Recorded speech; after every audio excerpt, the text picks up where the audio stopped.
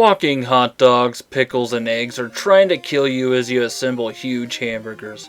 That's some scary shit right there. I wonder if a culinary arts student had a nightmare about this and decided to make what was in his mind a survival horror game. Or maybe this was someone's daydream while flipping burgers at some generic burger joint. Put out by Data East in 1983, this is BurgerTime for the TI-99 4A. BurgerTime, of course, started as an arcade game and has been ported to pretty much every console and computer that was out at the time. This is clearly a good looking port, fairly smooth animation and whatnot. However, there are some things that I think hold this port back from being as great as the Intellivision port, which I have reviewed on this channel in the past. The controls are a little picky. You have to make sure you're at the right place next to the ladders to go up or down them. Sometimes Peter Pepper gets stuck for no apparent reason. I've noticed that it's pickier when using controllers than when using the keyboard. I've tried 2 sets of controllers and even Atari controllers through my TI-99 4A to Atari controller cable, and it's the same no matter what. I would say maybe my TI-99 4A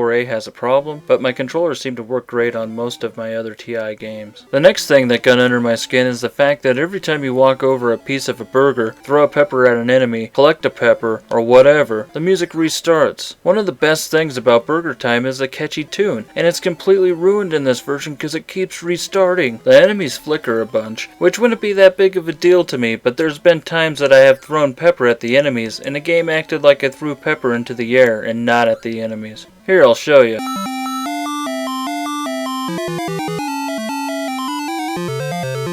And I've noticed some slowdown when enemies are grouped close together. But even though this port of BurgerTime has its problems, and it's not as good as other ports, I still think that this is a great game to have for your TI-99 4A. It still plays well, and is sure to give you hours of entertainment with its pepper slinging, running from scary walking food, giant burger assembling ways. I wonder if Peter Pepper ever gets hungry and decides to kill the enemies and eat them every now and then. Can you imagine eating a hot dog that big? I bet that hot dog could feed a family of 4 for like a week. I wonder what's inside of the enemies. Do they have brains? I wonder what hot dog brain tastes like. Man, wouldn't that be awful finding bones inside of a hot dog?